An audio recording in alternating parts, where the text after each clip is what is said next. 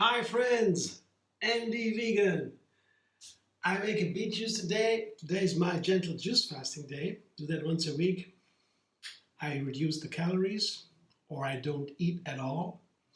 And I can also reduce the fiber, only drinking. That's what I do.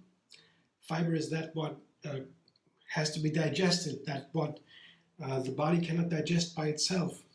So when you make a juice, you take away the fiber, you filter the juice, and only the water and the nutrients remain. Fiber is usually used on a regular day of eating to keep the digestion going. At night, basically no digestion or reduced, and that's what a fasting day is too to me. It's a longer stretch of pausing digestion. That's very cool because the energy that is used for digestion can all go into the senses, into creativity, to cleanse also inside. So I do that on a fasting day, like today, and make beautiful, delicious juices. And I have found that the beet juices are very special. They're extraordinary. I have a beautiful beet here, and this is a fresh beet. It's crunchy and hard, firm, but when they are older, they get soft, and then the beet juices get a little bit more heavy, more a little bit bitter, more and creamy. The juices get thicker when you have softer beet. So I try to use the beet early when I get them, and in the shop I always take the fresh crunchy ones. When they are soft, I don't take them. I wait. And this is crunchy and nice. Makes a better juice. And but I cannot juice the beets on their own because they have a lot of oxalates that scratches in the throat.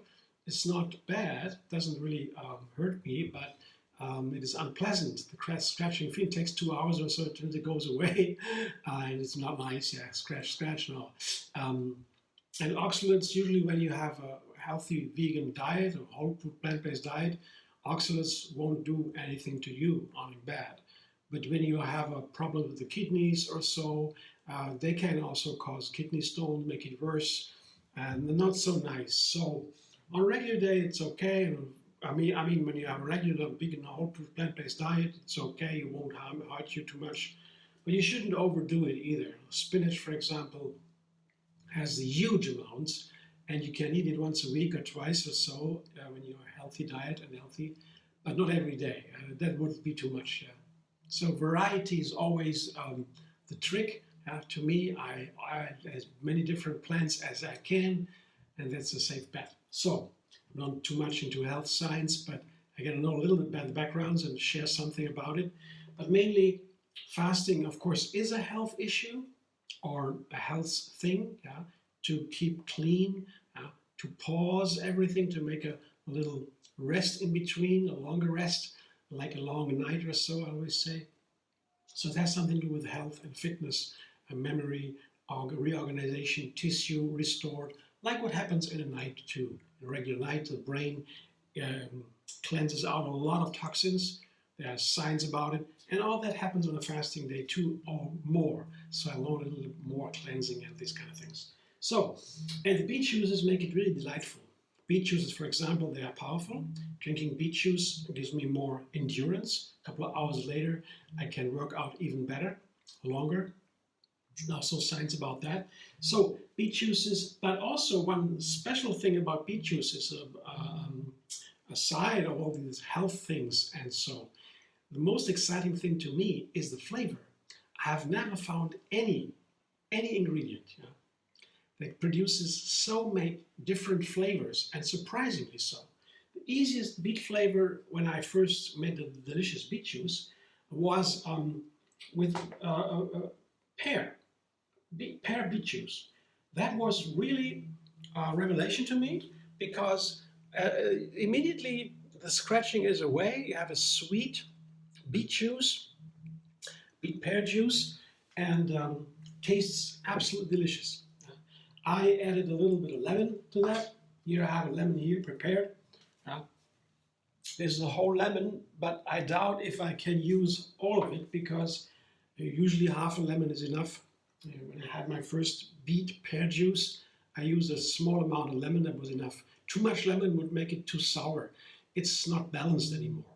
But you find that when you juices, I begin with this piece of lemon, a second piece, I taste it, and then now it's enough. So I decided I have a lemon here, a whole lemon here, because I have also, very special today, the beet pear juice is a classic in my kitchen. But today I do special. I add the grapes. I tell you, these grapes, they are right in season and they are so delicious. I was surprised I can eat for a snack, for example, a whole plate of these grapes. They have a fantastic flavor. And I think it is because they are right in season. They have the most wonderful grapes now and not too expensive. That is the advantage in the season. The fruit that are in season, or the veggies, they are pretty inexpensive. Out of season, they cost double or even triple.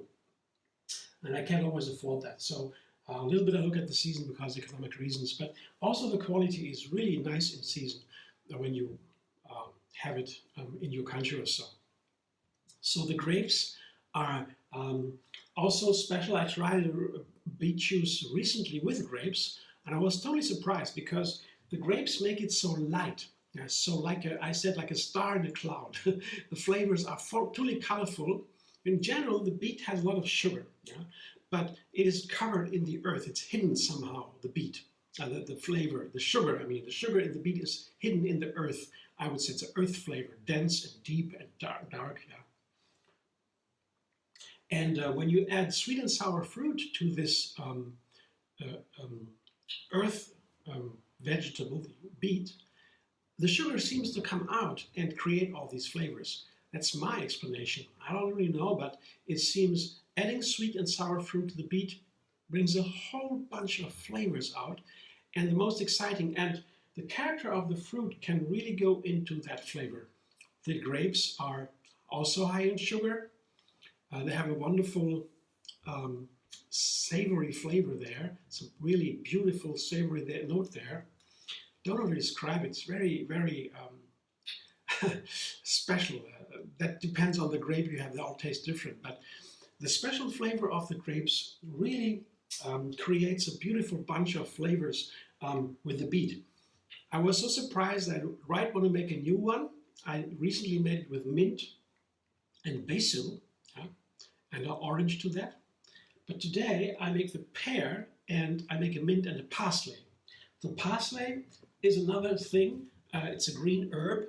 It's a very common in Germany, one of the most, maybe the most common one. Parsley, a bunch here. And the parsley is also a classic with a pear. So I have a pear parsley smoothie you should try. It's a perfect combination. And the pear is a little bit bitter in the sweetness. There's a very nice sweetness. And there has a little bit of bitter flavor. And the parsley has a little bit of green, sour, peppery flavor. It's a green flavor, typically a little bit sour green flavor. That's how I describe the parsley, with a little peppery. And this sour green and the sweet and little bitter pear, they are divine together. So I thought, as I use a pear beet juice, I add the parsley to add a green herb and to shape a little bit this beet flavor. And also a mint again. I have a nice amount of mint. A little bit more parsley than mint. Mint is a typical summer herb. That's from the Mediterranean, has its own family, the mint family, with basil, oregano, thyme, sage. There are so many in the mint family, famous from Mediterranean times, from ancient times, from 2000 or so at least years. They cultivate them. They're all different benefits. And the mint is refreshing. It makes fresh breath. We all know that from the bubble gum, the mint flavor. Good for the breath. And it's also cooling down in summer. It's a summer herb. It really cools down. When you go to Morocco, for example, I was there. They travel the desert in buses, and they always have big bags of mint. They make mint tea, fresh mint leaves. There was hot water on the mint, and it's the most amazing cooling drink. Wonderful, typical Moroccan mint. So that mint and parsley today, I tried that with the pear And overall, of course, the grape to give the big picture with the beet. And as I said before, lemon and a little bit of ginger. I add these two usually to enhance the other flavors. This makes it fresh, keeps the other fresh, and this is the fire, adds fire to the fire element, to the other ingredients and to the stomach.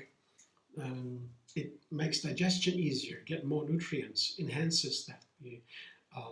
So boosting the other ingredients with lemon and ginger is a nice way. You don't need to do that, but sometimes it gives a little bit more a pep, a zing or so. I tried that today. So I will juice now, and in a moment I come back and show you the juice and taste it for you.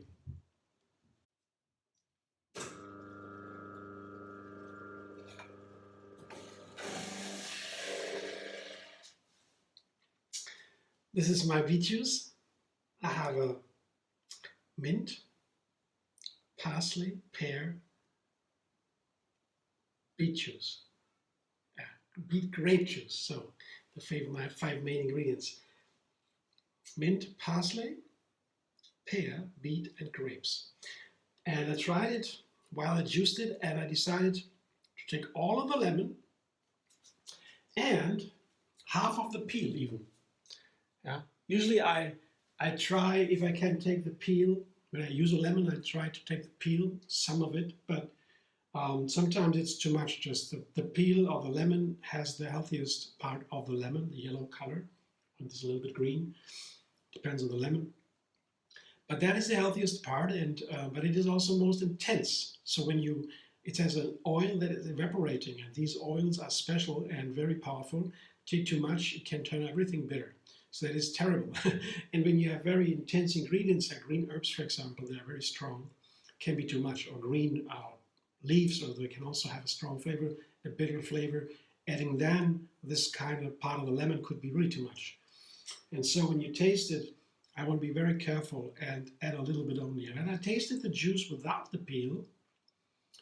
I thought, wow, it tastes wonderful. There's a lot of sweetness in there, and a lot of sweetness from the grapes especially. That can be nicely balanced with a little bit of peel. So I didn't taste it yet. Afterward, I added the peel. I will do that now. I have a liter juice and a little bit more left in the container from the juicer. So maybe 1.2 liter or so. It's a nice amount for a meal, so to say, quote unquote. And the color is also very beautiful. It's a dark, powerful, full red, Bordeaux maybe, something like that. And it's also not too thick. Yeah, I already saw that. It's a little bit creamy. That comes from the pear. The pears usually, when you use a pear in juice, you want to make sure the pear is ripe and soft.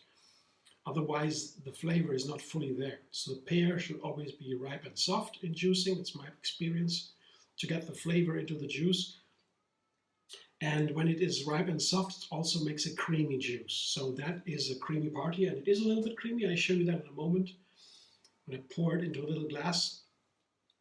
But, so the rest, creaminess is nice, color beautiful, most importantly the flavor. Let's see.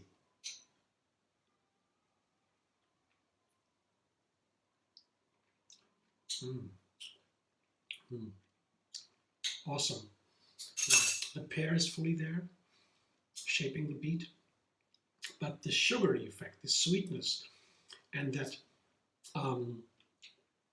that flavor from the grapes is really that is the most important thing here.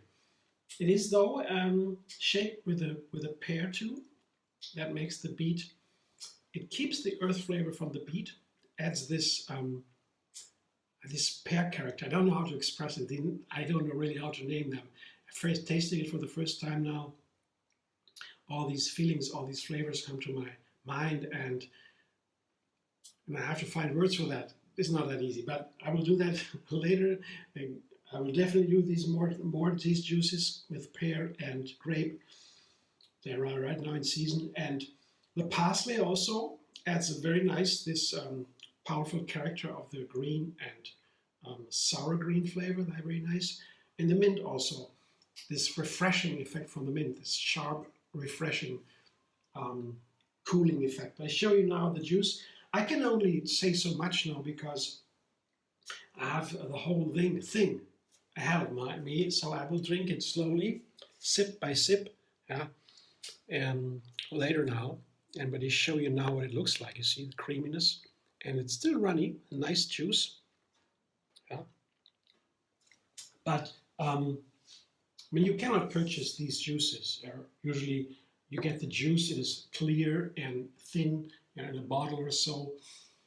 They're not level like this. Yeah? You only get that when you juice it yourself. And there is such a difference if you make your own juices. Yeah? I only drink these fresh pressed juices on my fasting days. I drink a lot of water. I drink veggie broth, coffee, tea, plant milk, you name it. Yeah? But this is, so to say, the delightful part of the day. Yeah? There's so many nutrients, colors, flavors, I mean, fragrances in these juices, the veggies and the fruit and the herbs, and so there's so much delight in that. So I always make a new juice on a fasting day to present it to you later.